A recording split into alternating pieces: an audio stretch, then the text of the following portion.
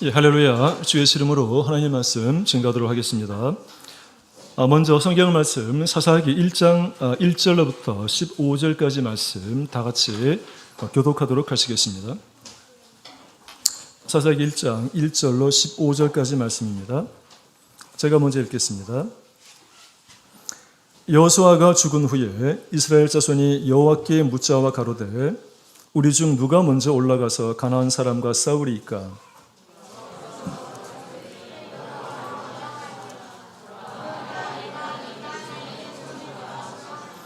유다가 그 형제 시몬에게 이르되 나의 제비 뽑아 얻은 땅에 나와 함께 올라가서 가나안 사람과 싸우자.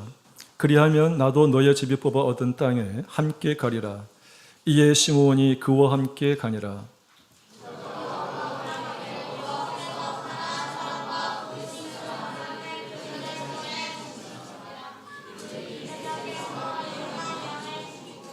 또 베색에서 아도니 베색을 만나서 그와 싸워 가나안 사람과 브리스 사람을 죽이니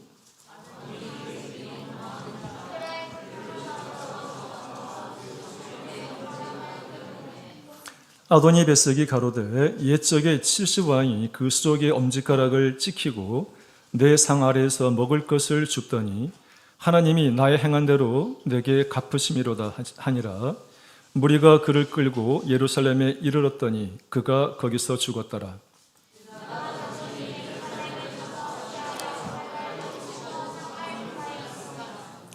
그 후에 유다 자손이 내려가서 산지와 남방과 평지에 거한 가나안 사람과 싸웠고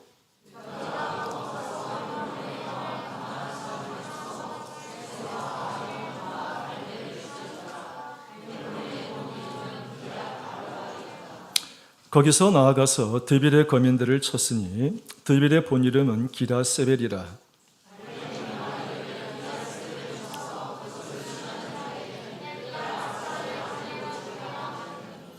갈렙의 아우요 그나스의 아들인 온니엘이 그것을 취한 고로 갈렙이 그 딸 악사를 그에게 아내로 주었더라.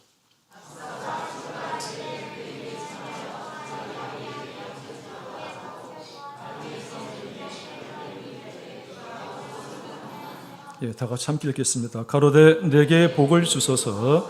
아버지께서 나를 남방으로 보내시니 샘물도 내게 주소서 하며 갈렙이 윗샘과 아랫샘을 그에게 주었더라.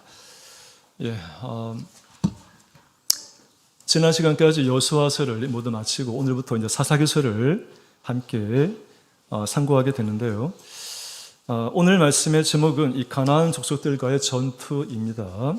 자, 본문 내용은 사사기를 배경으로 하고 있습니다. 사사기는 1장 1절 말씀처럼 여호수아가 죽은 후에 펼쳐지는 이스라엘의 역사를 기록하고 있습니다. 마치 여호수아서가 여호와의 종 모세의 죽은 후에로 시작되고 있는 것처럼 말입니다. 새로운 시대에 새로운 지도자의 등장을 알려주고 있습니다. 사사기서도 여호수아가 죽은 후에로 시작하여 여호수아의 시대와는 또 다른 시대를 이해가고 있는 것입니다. 여호수아의 생전에 이 행한 행적들을 잠깐 요약 정리해 보자면 여호수아서는 이스라엘의 영적 지도자 모세를 뒤이어 가나안 정복을 위해 하나님께 부름받아 이스라엘의 지도자로 선택됩니다. 7년 동안 가나안의 중부부터 남부와 북부 거점 지역에 31명의 왕을 정복하고 그 후 제비 뽑기를 통해 지파별로 아직 미정복 지역까지 포함한 땅을 배분하여 주었습니다. 그리고 어제 설교 말씀처럼 여호와께서 너희를 위하여 너희 앞에서 싸우실 것이니 믿음을 갖고 용감히 나가 싸워서 가나안을 완전히 정복하라라는 명령을 하고 110세의 나이로 죽습니다. 이 여호수아의 죽음은 이스라엘 백성들에게 하나님과 직접 교통하는 영적 지도자의 상실이라는 큰 과제를 남기게 됩니다. 하나님께서는 이스라엘 백성들의 이러한 불안과 연약함을 아시고 이스라엘 백성들과 소통하는 방식을 바꾸셨습니다. 특정한 한 지도자를 선택하여 계시하던 방법을 바꾸신 것입니다. 이 사사라 불리우는 군사적 또는 정치적 지도자들을 선택하셔서 이스라엘 백성들과 직접 소통하게 됩니다. 이 사사라는 말은 히브리어로 쇼페팀이라고 합니다. 우리말 뜻은 재판관이라고 합니다. 성경 역사에서는 사사시대는 이 가나안 거점 지역 정복이 끝나고 지파별 기업 분배 후 각 지파별 전쟁이 시작되는 기원전 1400년부터 1050년 사울이 이스라엘의 초대왕이 되기까지 350년 기간을 사사시대라고 일컫습니다. 사사시대는 가나안 정복 전쟁이 아직 완결되지 않은 때입니다. 오히려 지파별로 각각 스스로 힘을 내어 남겨진 가나안 족속들과 전투를 해야 했습니다. 오늘날 영적인 싸움도 마찬가지 아니겠습니까? 예수님께서 우리들에게 마귀의 권세에서 우리를 구원하여 주시고 물과 성령으로 거듭나게 하셨습니다. 그리고 하나님 나라의 백성으로 삼아 주셨습니다. 그렇다고 구원이 완성된 것은 아니지 않습니까? 각자 자신의 마음밭을 믿음으로 채우고 또 자신의 마음을 하나님의 온전한 말씀으로 정복하여 이 하나님 나라의 영토를 확장해 나가야 하는 싸움이 우리들에게 남겨져 있는 것이지요. 오늘 이 사사시대라는 이스라엘 역사를 통해 우리 마음의 교훈을 얻고 믿음의 진보가 이루어지는 소중한 시간 되기를 바랍니다. 본문 내용을 간단하게 요약을 하자면 1절부터 7절까지는 유다와 시므온 지파가 아도니 베섹을 점령하는 내용이고요. 8절로 10절까지는 예루살렘과 헤브론을 점령하는 내용입니다. 그리고 11절로 15절까지는 온니엘이 승리하는 그런 모습을 기록하고 있습니다. 16절로 21절까지는 유다, 시므온, 베냐민 지파가 각각 전투를 하는 장면이고요. 22절로 26절까지는 요셉 족속이 베델을 점령하는 기사가 나타나 있습니다. 마지막 27절로 36절까지는 이스라엘이 점령하지 못한 가나안 성읍들이 기록되어 있습니다. 자, 여호수아가 죽은 후 지파별 가나안 정복 전쟁은 어떻게 펼쳐졌을까요? 자, 몇 가지 핵심적인 내용들을 살펴보고 교훈을 얻고자 합니다. 첫 번째, 하나님은 가나안 족속과 싸울 때 유다 지파가 먼저 올라가서 싸우라고 말씀하셨습니다. 다시 사사기 1장 1절로 2절 말씀 다 같이 함께 읽어보시겠습니다. 자, 시작. 여호수아가 죽은 후에 이스라엘 자손이 여호와께 여쭈어 이르되 우리 가운데 누가 먼저 올라가서 가나안 족속과 싸우리이까? 여호와께서 이르시되 유다가 올라갈지니라. 보라, 내가 이 땅을 그의 손에 넘겨 주었노라 하시니라. 여호수아가 죽자 이스라엘 각 지파는 이 여호수아의 명령, 유언에 따라서 이 남아 있는 가나안 족속들을 공략해야만 했습니다. 그러나 가나안 족속이 분포 있는 지역이 워낙 광범위하기 때문에 누가 어디서 먼저 공격을 해야 될지 막막한 상태였습니다. 그러자 이스라엘 백성들이 굉장히 좋은 선택을 하게 되죠. 바로 하나님께 묻는 것입니다. 이때 하나님께서는 이스라엘 백성들의 물음에 답을 하십니다. 유다 지파가 먼저 올라가서 싸우라고 말씀하셨습니다. 왜 유다 지파가 먼저 올라가서 싸워야 될까요? 하나님께서는 유다 지파가 어떤 지파이길래 12지파 가운데서 유다 지파를 먼저 이 정복 전쟁에 선봉했으라고 말씀하신 걸까요? 간단하게만 살펴보고자 합니다. 첫 번째, 유다 지파는 모든 지파 중에서 인구수가 가장 많습니다. 민수기 26장 22절에 보게 되면 이 모세가 모압 평지에서 이스라엘 백성들을 계수하죠. 그때 지파별로 인원수를 통계를 내는데 이 유다 지파의 그 인구수가 76,500명이라고 기록되어 있습니다. 12지파 가운데서 가장 많은 인구수를 가지고 있습니다. 가장 강력한 지파인 것이지요.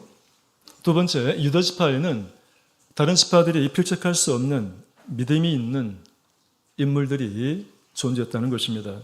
가장 대표적인 것이 우리가 알고 있는 갈렙이라는 인물이죠.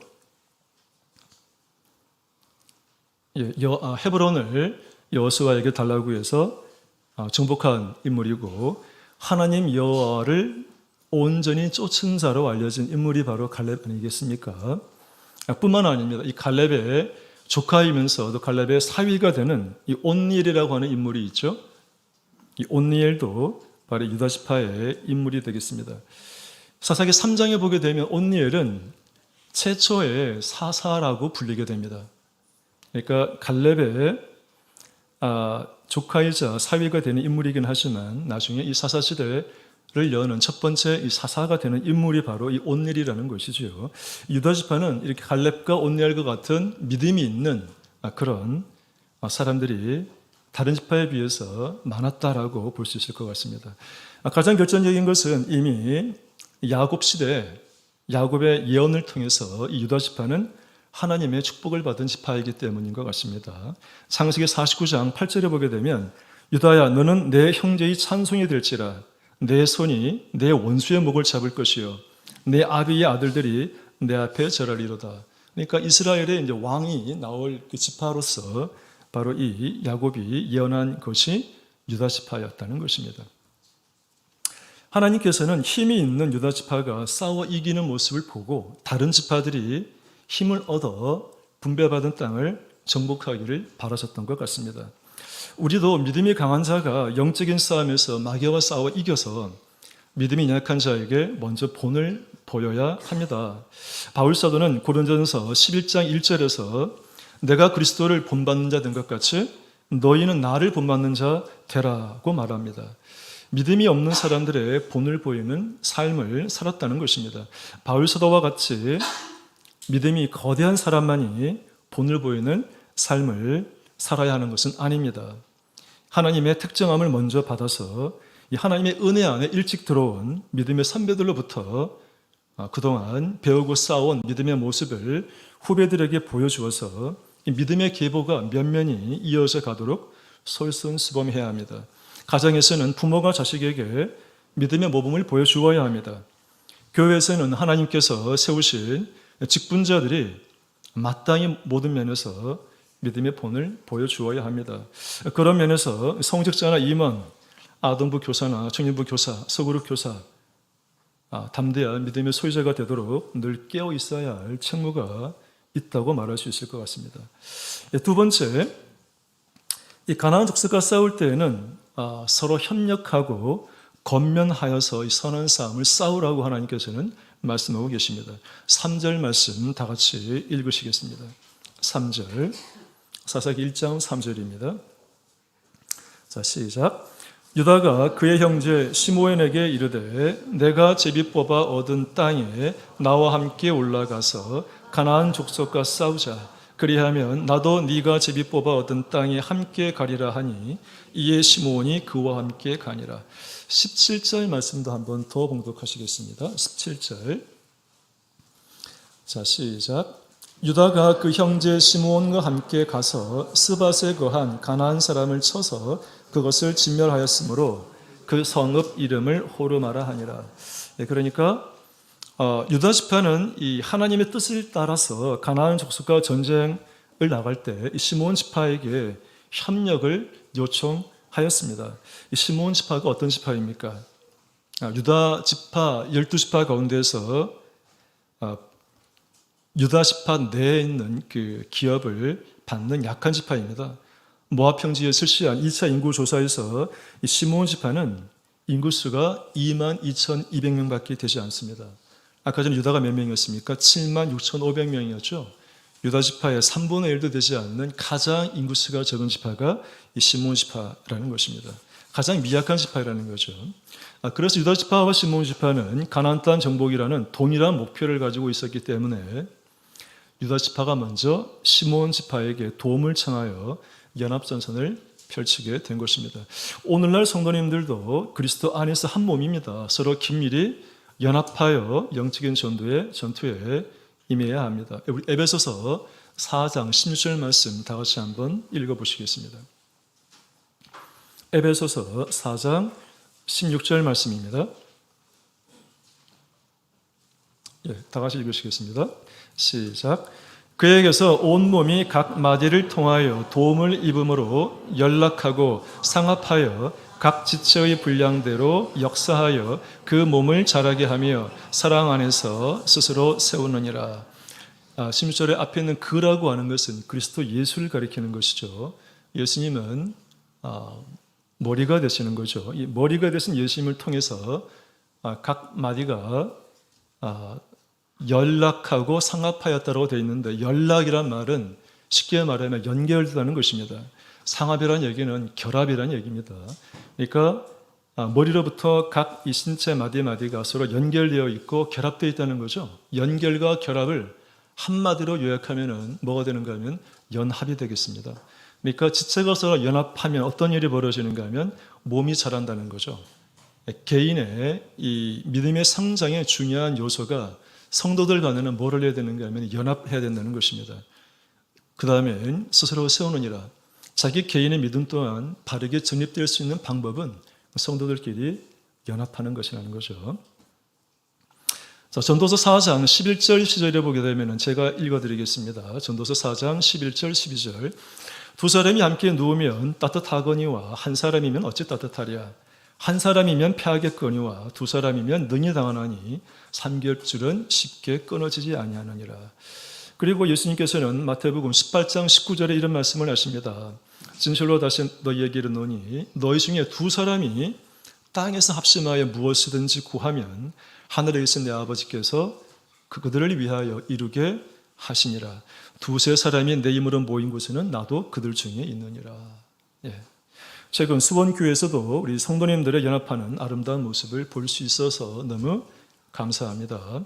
소그룹별로 합심하여 찬양도 부르시고 또 서로 조화롭게 악기도 연주하시고 또 믿음이 약한 후배들을 위해서 안식일 오후 소그룹 예배가 끝나고 난 다음 식사 봉사를 하면서 강한 결속, 친밀감 있는 모습 보이는 것이 아마 하나님 보시기에도 굉장히 선하고 아름답게 비춰지리라 믿습니다. 예, 이 가나안 정복을 위한 이 선한 싸움에는 성도들 간의 이런 연합 또는 협력만큼이나 중요한 것이 성도들에게 선한 싸움을 독려하고 권면하는 것입니다. 자, 다시 사사기 12절부터 15절까지 말씀 읽어보시겠습니다. 사사기로 돌아가서요. 사사기 1장 12절로 15절까지 말씀 다 같이 읽으시겠습니다. 자, 시작. 갈렙이 말하기를 기럇세벨을 쳐서 그것을 점령하는 자에게는 내 딸 악사를 아내로 주리라 하였더니 갈렙의 아우 그나스의 아들인 온니엘이 그것을 점령하였으므로 갈렙이 그의 딸 악사를 그에게 아내로 주었더라. 악사가 출가할 때에 그에게 청하여 자기 아버지에게 밭을 구하자 하고 나귀에서 내리매 갈렙이 묻되 네가 무엇을 원하느냐 하니 이르되 내게 복을 주소서 아버지께서 나를 남방으로 보내시니 샘물도 내게 주소서 하매 갈렙이 윗샘과 아랫샘을 그에게 주었더라. 예. 갈렙은 헤브론에 이어서 이 자신이 분배받은 땅을 함락시키기 위해서 공모를 하였습니다. 공모라고 하는 것은 공개적으로 모집하였다는 것이지요. 그러니까 나와 함께 가나안 이 성읍을 정복할 사람 한번 나와 보라 이렇게 했다는 것 아니겠습니까? 이 공모의 내용은 드빌이라고 하는 기럇세벨이라고 하는 이 성읍을 공략해서 취한 자에게는 자기 딸 악사를 아내로 주겠다 이런 말씀입니다. 그러자 온닐이라고 하는 인물이 등장해서 실제로 이 드빌, 이 기럇세벨을 함락하게 됩니다. 그리고 이 갈렙의 사위가 되었습니다. 그 선물로 땅도 받고 윗샘과 아랫샘을 갈렙으로부터 받게 되는 것이지요. 갈렙은 이 공모를 통해서 유다 자손들의 마음속에 있는 이 하나님의 언약을 믿는 신앙, 담대한 용기를 일깨워주고 싶었을 것 같습니다. 오늘날 마귀와 영적 전쟁을 치르고 있는 성도님들도 하나님의 언약을 신뢰하고 그 약속대로 이루어질 것을 확신하며 이 갈렙처럼 온니엘처럼 담대함과 인내심을 가지고 계속 싸움에 임해야 하겠습니다. 히브리서 10장 35절 말씀 다 같이 한번 찾아보시겠습니다. 히브리서 10장 35절 말씀입니다. 히브리서 10장 35절, 36절까지 다 같이 읽어보시겠습니다. 자, 시작. 그러므로 너희 담대함을 버리지 말라. 이것이 큰 상을 얻느니라. 너희에게 인내가 필요함은 너희가 하나님의 뜻을 행한 후에 약속을 받기 위함이라.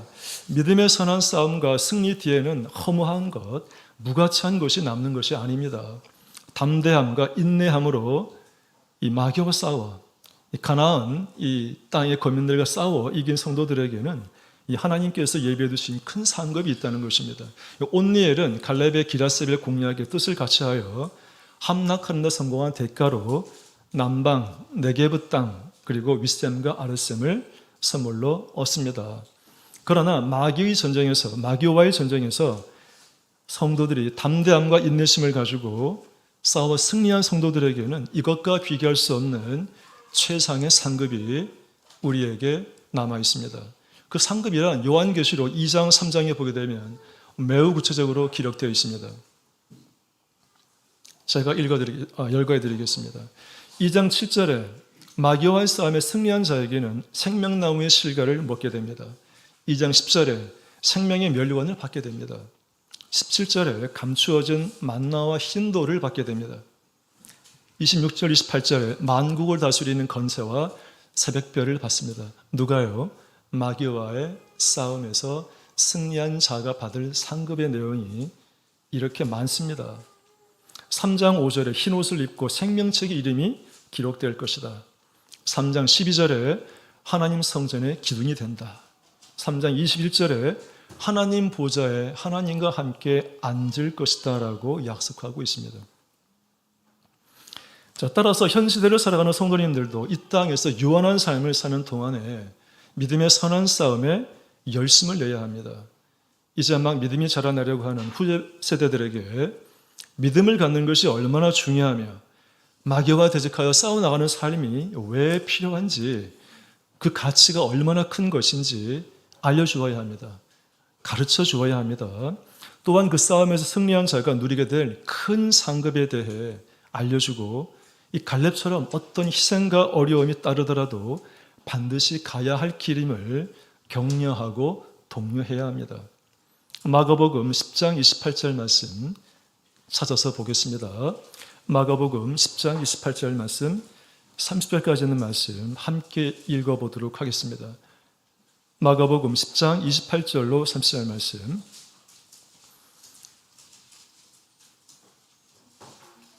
마가복음 10장 28절로 30절 말씀 자 시작 베드로가 여짜와 이르되 보소서 우리가 모든 것을 버리고 주를 따랐나이다. 예수께서 이르시되 내가 진실로 너희에게 이르노니 나와 복음을 위하여 집이나 형제나 자매나 아버지나 자식이나 전토를 벌인 자는 현세에 있어 집과 형제와 자매와 어머니와 자식과 전토를 100배나 받되 박해를 겸하여 받고 내세 영생을 받지 못할 자가 없느니라. 자, 내게 있는 모든 것을 버리고 주를 따르는 사람, 이 받을 축복을 얘기하고 있습니다. 주를 따르는 사람은 어떤 사람이겠습니까? 하나님의 전신갑주를 입고 마귀와 대적하여 싸워나가는 사람이 주를 따르는 사람 아니겠습니까? 이 주를 따르는 사람에게는 내세 영생을 받지 못함이 없다라고 말씀하고 있습니다. 세 번째입니다. 가나안 정복을 위한 선한 싸움에는 성도들 간 협력도 중요하고요. 또 성도들에게 선한 싸움을 독려하고 검연하는 것도 중요합니다. 그렇지만 사사기서에 보니까 이런 내용이 있습니다. 가나안 사람 중에 믿음이 없는 사람, 이스라엘 사람이 아니지만 가나안 사람 중에 믿음 있는 사람을 활용할 수 있는 지혜도 있어야 합니다. 사사기 1장 22절로 26절 말씀 다시 보시겠습니다. 사사기 1장 22절로 26절 말씀 다 같이 읽으시겠습니다. 자, 시작. 요셉 가문도 베델을 치러 올라가니 여호와께서 그와 함께 하시니라. 요셉 가문이 베델을 정탐하게 하였는데 그 성읍의 본 이름은 루스라. 정탐꾼들이 그 성읍에서 한 사람이 나오는 것을 보고 그에게 이르되 청하노니 이 성읍의 입구를 우리에게 보이라. 그리하면 우리가 내게 선대하리라 하며 그 사람이 성읍의 입구를 가리킨지라. 이에 그들이 칼날로 그 성읍을 쳤으되 오직 그 사람과 그의 가족을 놓아 보내매 그 사람이 햇사람들의 땅에 가서 성읍을 건축하고 그것의 이름을 루스라 하였더니 오늘까지 그곳의 이름이 되니라. 요셉 지파가 베델 루스를 칠 때 먼저 정탐을 하도록 했습니다. 그리고 정탐꾼들은 이 베델성의 입구를 발견하지 못해서 어려움을 겪고 있었습니다. 이때 이 성읍에서 한 사람이 나오죠. 그리고 이스라엘 사람들은 요셉 지파 사람들은 이 입구에서 나온 사람에게 묻습니다. 입구가 어디 있느냐 말해주면 선대해 주겠다 약속을 한 것이지요. 자, 이 가나안 사람도 마치 여리고성 라합과 같이 하나님께서 이스라엘과 함께 하심을 알았기 때문에 도와주었을 것입니다. 요셉 지파는 이 가나안 사람의 협조를 얻어 베델을 공략할 수 있었고 이 사람과 또 이 사람의 가족도 구원을 얻을 수 있었다는 그런 내용입니다. 성도가 살면서 어렵고 험한 이 시련을 만났을 때 무엇보다 하나님을 의지하고 하나님께 묻는 것이 우선입니다. 또한 믿음이 있어 보이는 이방인에게 도움을 요청하는 것도 또 도우려는 의사가 있을 때 수락하는 것도 필요하다는 것입니다. 때에 따라서는 이방인 중에서도 아직 진리에 들어오지는 않았지만 착하고 진실하게 예수님을 인정하고 또 믿음의 싹을 틔우려고 노력하는 구도자들이 있기 때문입니다. 마치 여리고성 라합처럼 혹은 이 베델성의 입구를 가리켜준 이 베델성 사람처럼 말입니다. 바울 사도에게도 많은 동역자들이 있었습니다. 로마서 16장 9절 말씀 한번 보시겠습니다. 로마서 16장 9절 말씀입니다. 로마서 16장 9절 제가 읽겠습니다. 그리스도 안에서 우리의 동역자인 우르바노와 나의 사랑하는 스타구에게 문안하라. 이 로마서 16장에는 총 37명의 사도 바울의 아름다운 동역자들의 이름이 열거되어 있습니다. 이 동역자들은 바울의 복음 증거 사역에 동거동락한 사람들이겠지요. 이 사도 바울의 마음에 정말 별같이 남아있을 참으로 고맙고 감격적인 인물들일 것입니다. 그러나 이들도 처음에는 예수를 믿는 사람들이 아니었을 것입니다. 처음에는 별 관심이 없다가 차츰차츰 복음을 접하고 눈과 귀가 열려서 하나님의 선택함을 받아서 믿는 자가 되었고 또 성경에까지 그 이름이 기록이 되어서 후 세대들에게 그 이름이 알려지게 된 것 아니겠습니까? 이렇게 비신앙인도 잠재적인 성도가 될 수 있기 때문에 믿음의 가능성을 열어놓고 때로는 그들을 믿음의 선한 싸움에 동역할 잠재적인 동역자로 알아서 활용하는 지혜가 있어야 되겠습니다. 마지막 네 번째입니다. 가장 중요한 것입니다. 사사기 1장을 통해서 얻을 수 있는 이 크게는 세 번째지만 제가 지금 나열할 때는 네 번째인 것 같습니다. 네 번째 가장 중요한 교훈은 가나안 족속과 싸울 때에는 반드시 온전한 믿음과 온전한 순종이 필요합니다. 사사기 1장 19절 말씀 읽어보시겠습니다. 사사기 1장 19절 말씀입니다. 자, 다 같이 읽으시겠습니다. 여호와께서 유다와 함께 하신 고로 그가 산지 거민을 쫓아내었으나 골짜기의 거민들은 철병거가 있으므로 그들을 쫓아내지 못하였으며. 자, 기록이 좀 특이하게 지금 기록이 되어 있습니다. 유다 지파가 어떤 지파였다고요? 가장 인구수가 많은, 가장 강력하고 또 믿음 있는 사람이 다수 있는 야곱 때 이미 이스라엘의 왕이 나올 축복받은 지파가 유다 지파였는데 이 유다 지파의 이 선행이 지금까지 쭉 이제 나열이 되었지 않습니까? 그죠? 그런데 유다 지파가 큰 실수를 하게 됩니다. 산지 거민은 쫓아내었다는 것입니다. 그런데 골짜기라고 하는 것은 영어 성경이나 좀 달리 보게 되면 골짜기의 개념은 평지입니다. 평지. 산과 산 사이에 있는 협곡을 의미하는 골짜기의 개념이 아니고요. 이것은 산과 산 사이에 있는 넓은 평지를 가리키는 것인데 유다 지파가 평지에 있는 거민들은 쫓아내지 못하였다. 왜냐하면 철병거가 있었기 때문에 이런 말 아니겠습니까? 사실은 산지에 있는 거민을 쫓아내는 게 어렵겠습니까? 평지의 거민을 쫓아내는 게 어렵겠습니까? 전쟁할 때. 산지는 꼭대기로 올라가야 되니까 전투하는 사람 밑에서 위를 바라보고 싸워야 되는 거 아니겠습니까? 당연히 더 힘들고 더 어렵죠. 근데 신기하게도 산지 거민들은 쫓아내었다라고 말하고 있습니다. 정작 평지 눈에 보이는 이 가나안 사람들은 쫓아내지 못하였다. 왜 그랬을까요? 산지에 있는 이 거민들이 살고 있는 성읍은 성 이외에는 보이질 않습니다. 그러나 평지에는 뭐가 보이는가 하면 철병거가 보이는 거죠. 어쩌면 이스라엘 사람들은 생전 처음 봤을 수도 있습니다. 병거를. 그것도 철병거입니다. 철이 아직 이스라엘 사람들의 문화에는 접목이 되지 않는 시대예요. 이 철은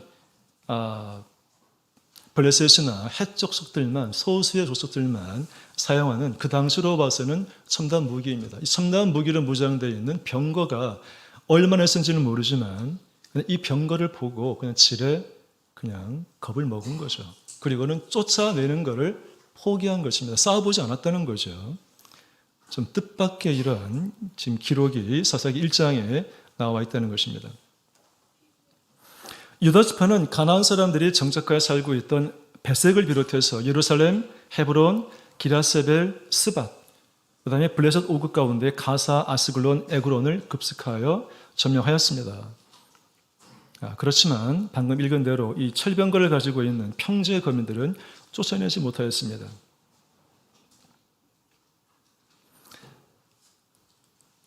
사무엘상에 보게 되면 이스라엘 사람들이 철이 없다는 걸 확인할 수 있는 게 사무엘상 13장 19절에 나와 있는데, 이스라엘 사람들이 연장, 농사를 농기구랄지 이런 어떤 것이 있을 때 이 연장을 갈 수 있는 기술이 없었기 때문에 블레셋의 연장을 가지고 와서 이제 갈았다라는 이런 구절이 있거든요. 이게 사무엘상에 나오니까 사무엘 시대도 이미, 사무엘 시대가 언젠가 하면 이 사사 시대가 350년이 지난 시대거든요. 그 시대도 아직 철을 다룰 수 있는 기술이 없는 사람이 바로 이스라엘 사람들이었다는 거예요. 그런데 350년 전에, 사무엘이 있는 350년 이전에 이미 이 가나안 사람들 가운데는 철병거를 가지고 있었다는 것입니다.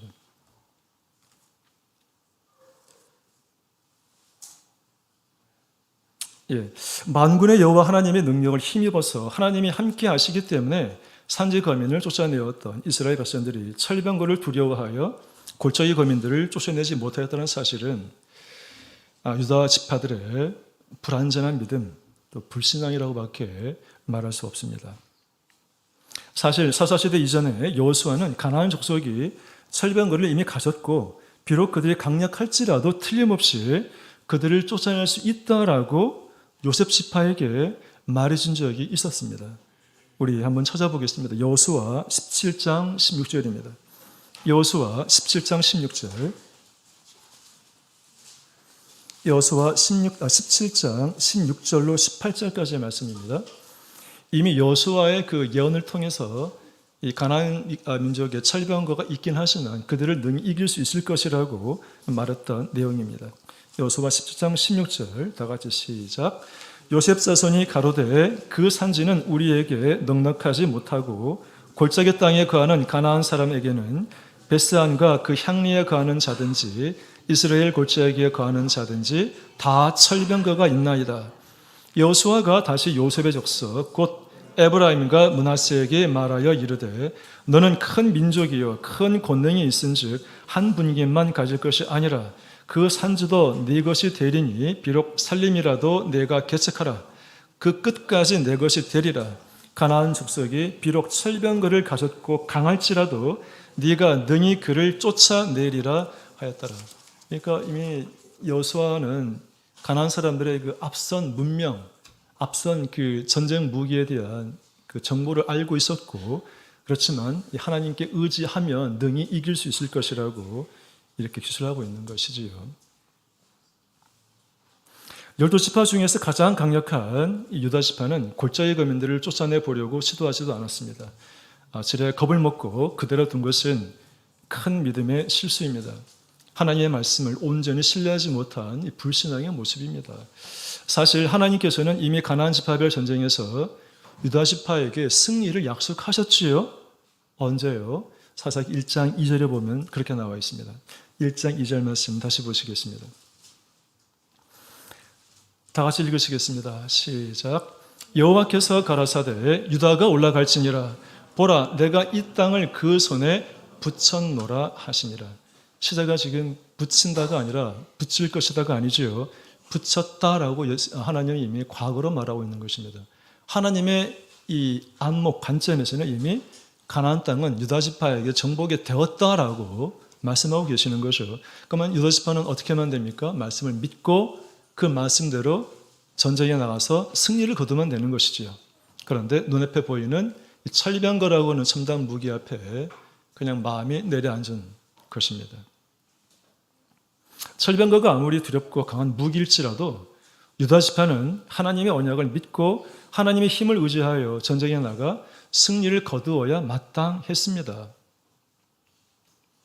성도들끼리 서로 협력하고 또 성도들에게 선한 싸움을 독려하고 검연하는 곳으로 칭찬받은 이 유다 지파가 크게 실족하는 모습을 보면서 불현듯 스치는 생각이 하나가 있습니다. 이 가나안 골짜기 거민을 과연 능력이 모자라서 쫓아내지 못한 것일까요? 아니면 혹시 의도적으로 쫓아내지 않은 것은 아닐까 하는 점입니다. 자, 유다 지파 말고도 가나안 족속을 쫓아내지 못한 7지파의 예가 21절로 27절, 36절까지 말씀에 나와 있습니다. 다시 한번요. 유다 지파 말고도 이 가나안 족속을 쫓아내지 못한 지파가 21절 그리고 27절부터 36절까지 7지파의 이름이 이제 기록되어 있는데 여기 보게 되면 21절에 어느 지파가 나오죠? 21절에 베냐민 지파가 나오죠. 거기 끝에 뭐라고 되어 있습니까? 중간에 여부 사람을 쫓아내지 못하였으므로 일단 쫓아내지 못한 것으로 능력이 부족한 것으로 표현이 되어 있는 거죠.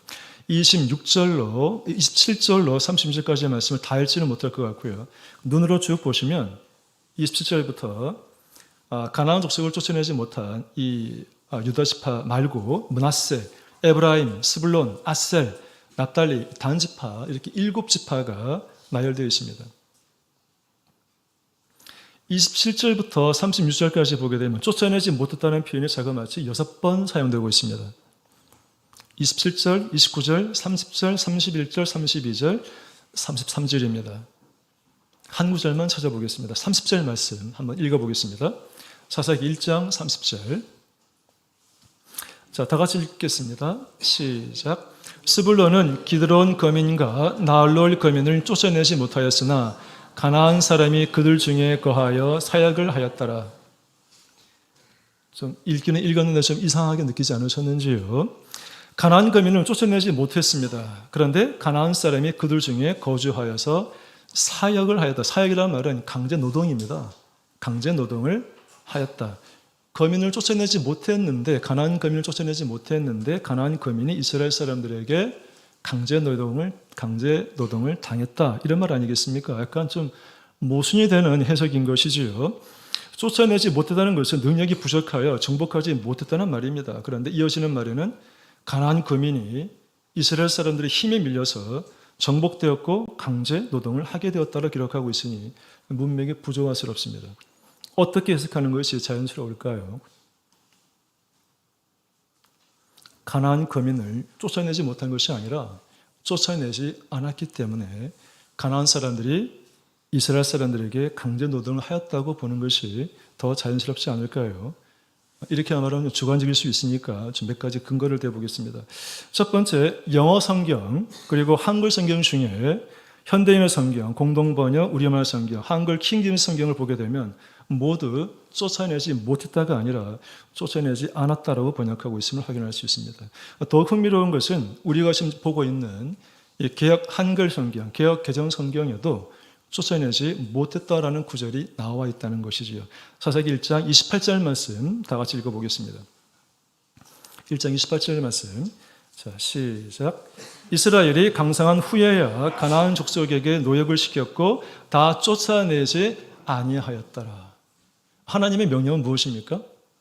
가나안 거민을 멸하라는 것이지요. 왜냐하면 우상을 숭배하는 사람들이기 때문에 그들을 그냥 두면 그 우상 숭배는 문화가 이스라엘 백성들에게 들어올 것이고 결국은 이스라엘 사람들이 믿음을 잃고 하나님을 경배하지 않는 사람들이 될 위험성 때문에 이미 430년 그 이전부터 하나님께서 말씀하신 대로 이 가나안 거민들을 멸절시켜라, 죽이라는 것입니다.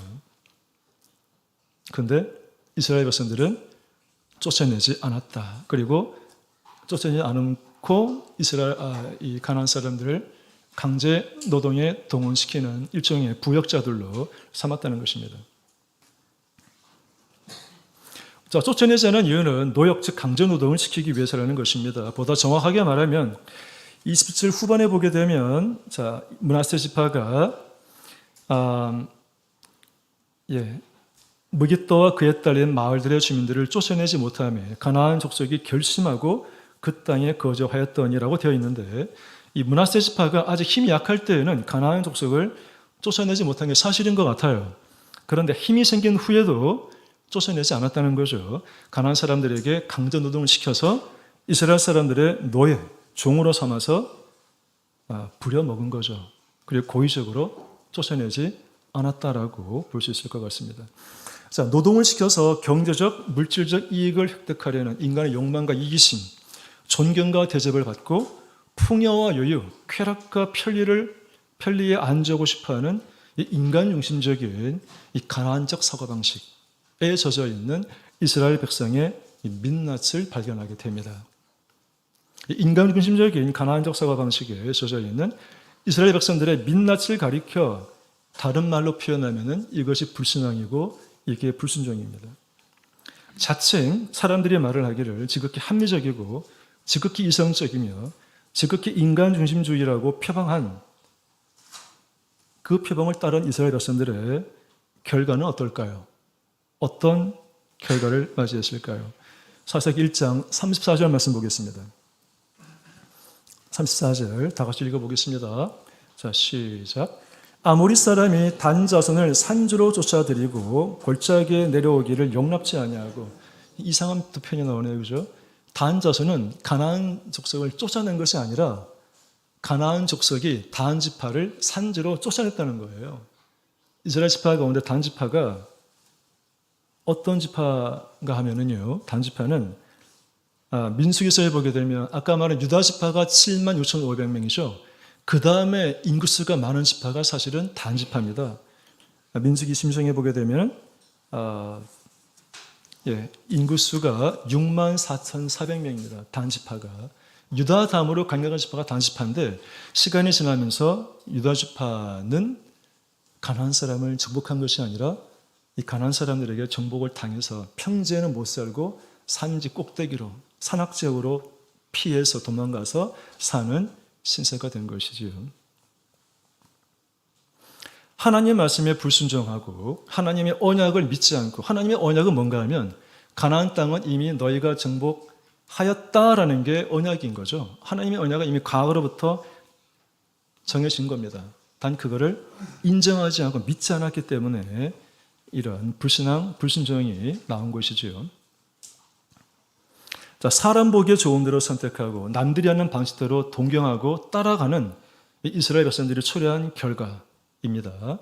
이러한 불순종과 이 가나안 세상 풍조에 따라가는 풍습은 이스라엘 모든 지파에 만연되어 있는 현상이었습니다. 제가 약간 말을 좀 확대해서 말씀하는 것처럼 볼 수도 있지만 그렇지는 않습니다. 하나님의 승리 언약을 받고 가나안 정복에 나서서 혁혁한 공로를 세워서 다른 지파의 모범이 되었던 가장 강력한 지파였던 유다 지파도 불순종과 이 가나안 세상 풍조에 동조한 것으로부터 자유로울 수 없습니다. 이미 앞서 말한 대로 산지거민만 쫓아내고 천리병과를 갖고 있는 평지거민은 쫓아내지 못한 이 사실만을 말하는 것이 아닙니다. 한 번 더 사사기 1장 4절부터 7절까지의 말씀을 눈여겨보시기 바랍니다. 읽지는 않겠습니다. 사사기 1장 4절로 제가 말씀드리겠습니다.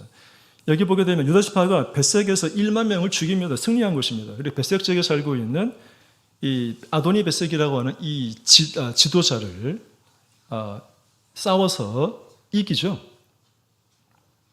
예. 그리고 어떻게 했는가 하면 아도니 벳색과 싸워 이겨서 도망가는 그를 잡아다가, 성경에는 뭐라고 되어 있는가 하면 잠깐 보겠습니다.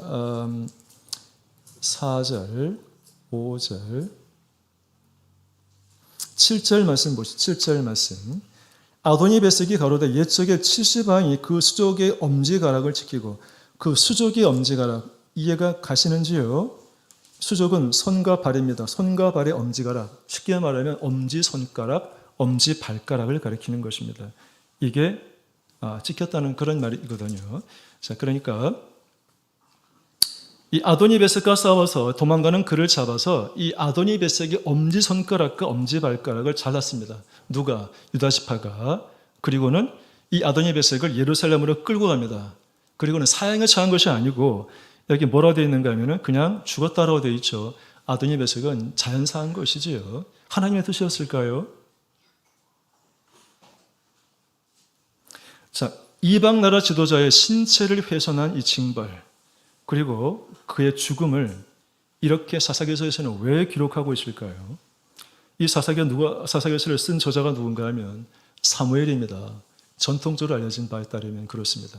과연 사무엘이 이 이방 나라 지도자 아도니 베섹의 신초훼손 징벌과 죽음을 이렇게 상세하게까지 기록한 이유가 무엇이냐는 것입니다.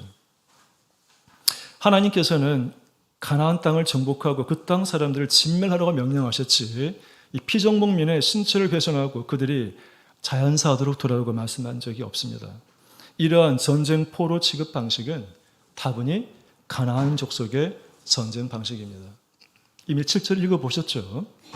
7절에 뭐라고 되어 있습니까? 아도니 베섹이 이미 옛적에 70명의 왕들을 전쟁에서 이겨가지고 그들의 엄지손가락과 엄지발가락을 잘라서 자기 상 아래에서 먹도록 수치를 주었다. 이렇게 기록하고 있죠. 그리고는 하는 말이 하나님이 나의 행한 대로 내게 갚았다라고 이렇게 아도니 베섹이 고백하고 있는 것입니다.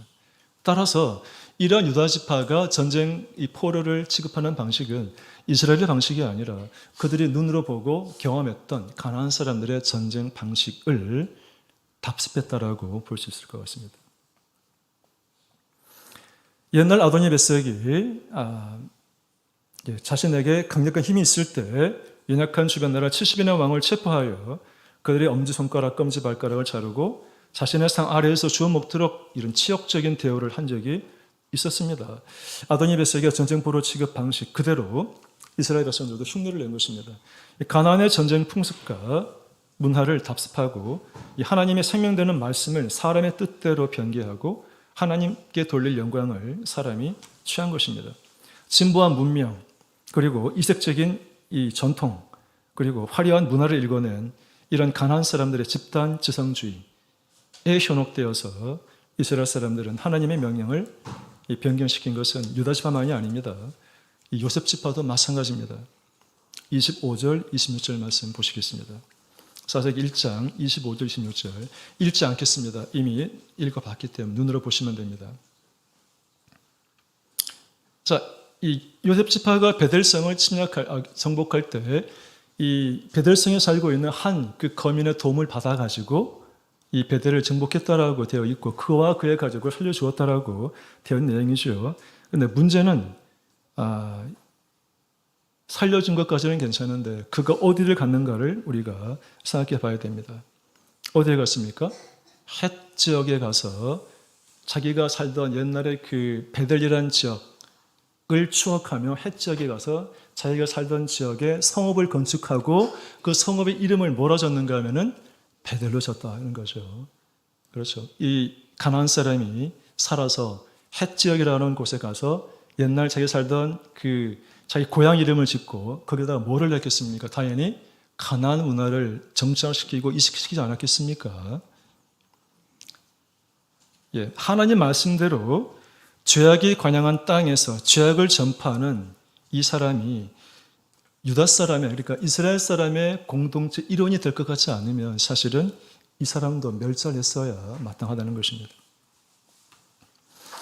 이렇게 이스라엘 대부분의 지파 속에 자리매김한 효율과 실리 위주의 인본주의적 삶의 방식 하나님께서는 어떻게 보셨을까요? 중요한 건 이거죠. 하나님께서 어떻게 보셨을까요? 그 대답이 사사기서 2장 1절부터 5절까지 나와 있습니다. 이것 좀 읽어보시겠습니다. 사사기서 2장 1절로 5절까지 말씀 보시겠습니다.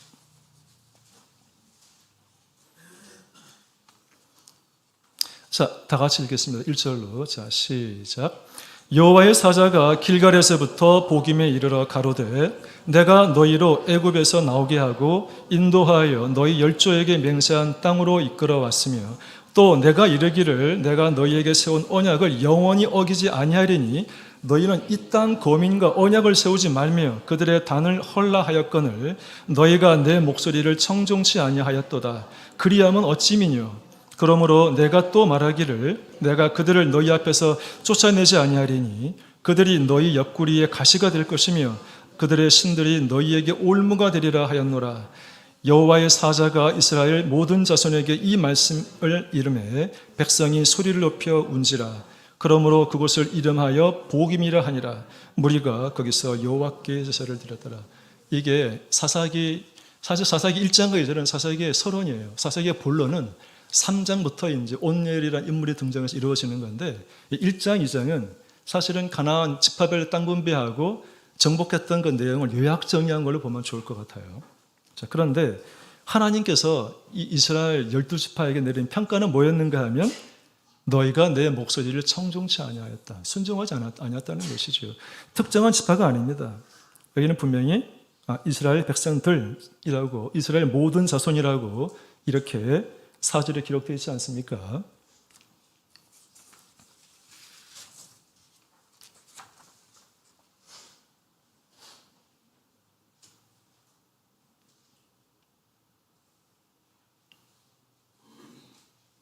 예, 결론을 말씀드리겠습니다. 시간이 많이 가서. 자, 사랑하는 성도 여러분, 오늘 사사시대 이스라엘 백성들이 가나안 족속과의 전쟁에 임한 태도를 살펴보고 교훈을 찾아보았습니다. 하나님께서는 12지파 중 가장 인구수가 많고 믿음이 견실한 자를 다수 보유한 유다지파가 먼저 가나안 정복 전쟁에 선봉에 서서 승리하는 모습을 다른 지파에게 보여주도록 명령하셨습니다. 그리고 가나안 땅을 지배해온 이 마귀의 악한 세력을 물리치기 위해서는 우선 성도들끼리 협력하고 또 성도들에게 선한 싸움에 힘쓰도록 독려하고 검언해야 하며 때에 따라서는 구도자들을 활용하는 지혜도 필요하다고 말씀하셨습니다. 무엇보다도 하나님 말씀을 온전히 믿고 온전하게 순종해야 한다는 것을 깨닫게 되었습니다. 사사시대 이스라엘 백성들의 불순종과 불신의 모습은 단순히 과거 역사적인 사실로만 국한되지 않습니다. 지금으로부터 3,400년 전에 일어났던 이 역사적인 기록은 오늘날 거듭난 우리 성도님들에게까지도 영향을 미치고 교훈을 들려주고 있는 것입니다. 어쩌면 이스라엘 백성들의 이런 불순종과 불신의 모습은 바로 오늘날 하나님을 섬기고 믿고 있는 저와 여러분의 모습일지도 모릅니다. 우리 수원교회 성도님들도 먼저 믿음 있는 사람이 믿음의 선한 싸움을 싸워 나가는 모습을 보여주어야겠습니다. 가정에서는 부모가 자식에게, 부부간에는 서로가 서로에게 믿음의 모범을 보여주어야 합니다. 교회에서는 하나님께서 세우신 직분자들이 마땅히 모든 면에서 믿음의 본을 보여주도록 노력해야겠습니다. 그리고 이 세상적이고 정욕적이며 마귀적인 야고보서에 보면 이렇게 표현하고 있습니다. 시기와 다툼을 표현할 때 야고보는 세상적이고 정욕적이며 마귀적인 시기와 다툼을 멀리하고 성도들끼리 서로 연합하고 합력하여 오직 믿음의 선한 싸움에 힘쓰도록 격려하고 권면해야 합니다. 그리고 구도자 전도에 힘을 써야 합니다. 무엇보다 하나님 말씀을 온전히 믿고 온전히 순종할 수 있도록 노력해야겠습니다. 저 가나안 거민과의 전쟁은 과거 역사 속에 묻혀 있지만 지혜와 악을 대표하는 마귀와의 싸움은 여전히 오늘날도 진행형입니다. 창세전부터 택정함을 입은 성도님들께서 물과 성령으로 거듭나 구원에 입문하셨습니다. 그렇지만 여전히 연약한 육신 그리고 아담 한 사람으로부터 시작된 유전된 인간의 죄성, 이것이 우리 성도들의 마음속에 여전히 흐르고 있습니다. 오늘날 거듭난 성도들의 마음속에는 여전히 날마다 어쩌면 매 순간마다 선과 악이 대립하고 있습니다. 그리고 순종과 불순종이 싸우고 있습니다. 하나님 중심적인 삶과 나 중심적인 삶이 서로 힘겨루기를 하며 무섭게 마찰음을 내고 있습니다. 우리 심령이 곧 전쟁터인 것입니다. 하나님의 선한 백성 되시는 이 사랑하는 수원교회 성도 여러분, 이 치열한 선악의 전쟁에서 승리하는 비결은 오직 하나입니다. 하나님을 믿는 것, 하나님의 언약을 확신하는 것, 하나님을 바라보고 하나님 한 분만을 의지하는 것입니다.